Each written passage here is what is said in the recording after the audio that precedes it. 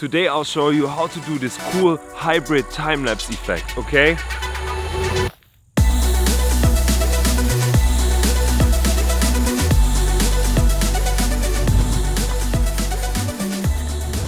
Welcome back to the channel, guys. So first things first, what the hell was happening here? That was a bit confusing. And what the heck is exactly a hybrid time-lapse? The answer is I have basically combined two different video speeds, then blended them together in one hybrid video.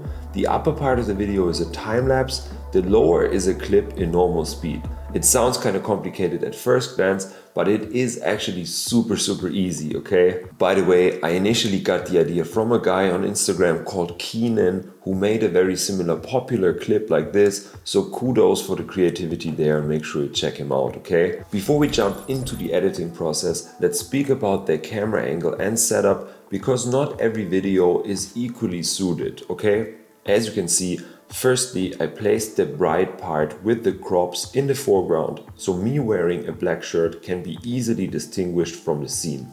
Secondly, I made sure that the horizon is quite level and that there are no complicated objects like buildings, tree lines, or any other distracting elements visible.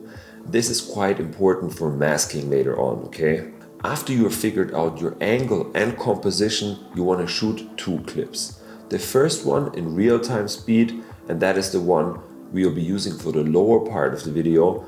The second one is simply a time-lapse clip that will focus mostly on the cloud movement. I also recommend to place your camera on a tripod so both clips match perfectly. After we've shot our clips, we bring them into the editing software. The principles are virtually the same for most software, and I'm going to be using Premiere Pro to illustrate the concepts. What we have to do now is stack the clips on top of each other. And basically, you can see how I have arranged things. First, I place the time-lapse clip on the first layer. Next, I place the clip that I recorded in normal speed on the second layer. And remember, we want to showcase the clouds in the background layer and the front in the foreground layer. So all I have to do is apply a layer mask. First, I want to select the second clip, which is shot in real speed, and move to the effect controls panel. Then I scroll down where it says opacity and I click that little rectangular icon to create a layer mask. Then I zoom out and drag and drop the edges so it covers kind of the lower part of the frame only, and it loosely aligns with the horizon line right here, okay? Next, you can fine-tune things a bit. So let's zoom in where the edge is and align the points so they sit perfectly with the horizon, okay? I sped this up for the sake of the tutorial, but it is very easy as you can select a large number of these points and make the horizon line like really accurate. Lastly, I set the mask feather to a value between like 5 or 10, and that kind of defines on how smooth the edge is, okay? Okay, so at this stage we got the most basic job done. Now we will spice things up with a few more editing tricks.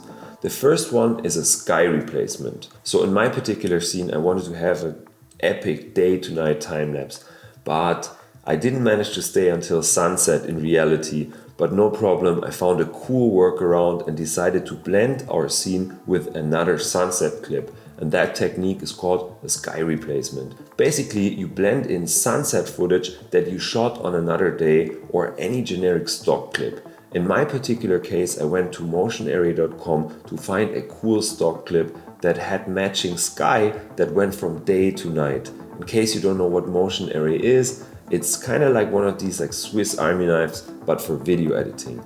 It basically gives you everything you need from stock footage, like in my example, over editing templates and sound effects and so on. Motion Area is also the sponsor of today's video, so thanks for supporting the channel.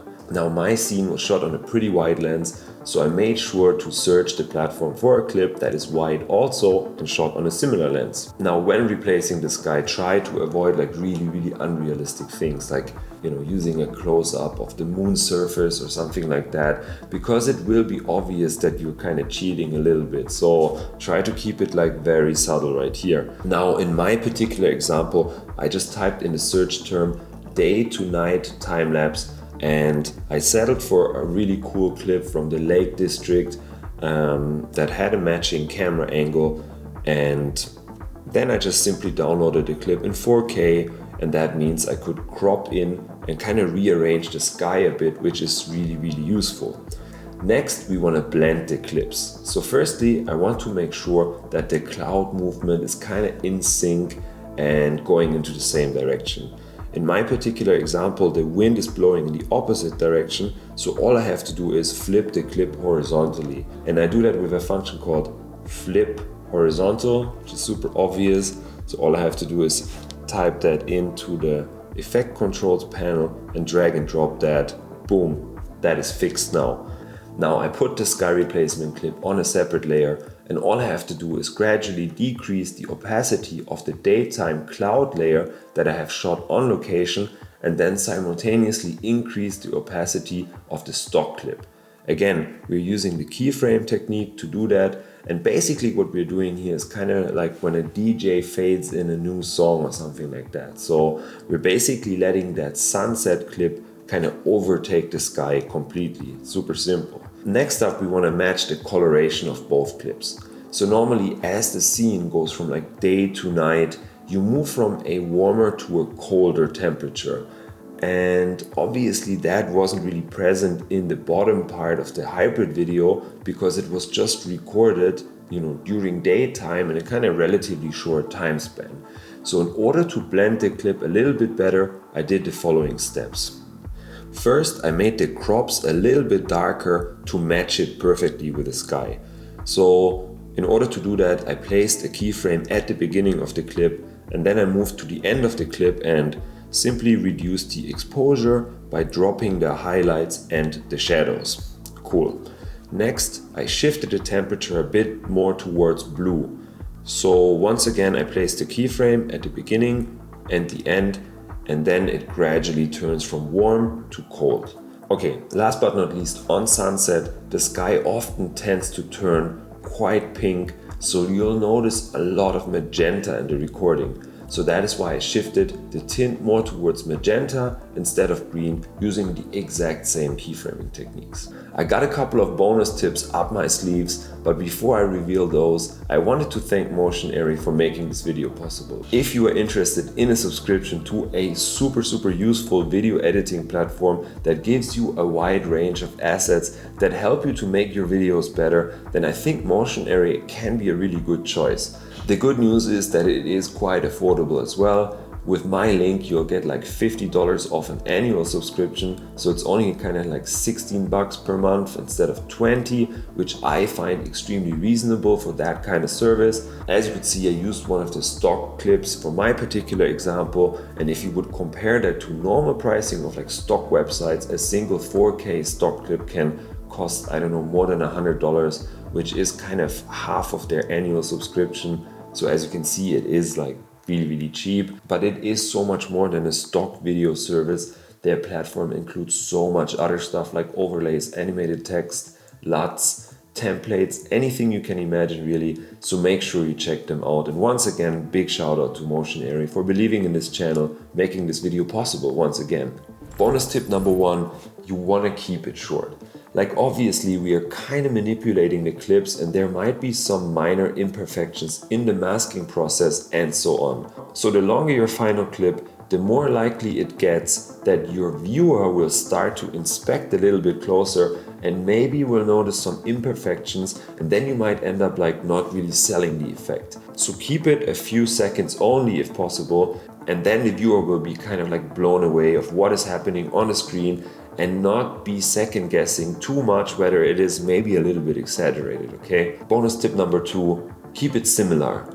As I had said, if you choose kind of unrealistic colors or too crazy of a sky replacement, then it is unlikely that the effect will be convincing, okay? So most importantly, you want to loosely try to match the focal range of the clip, okay?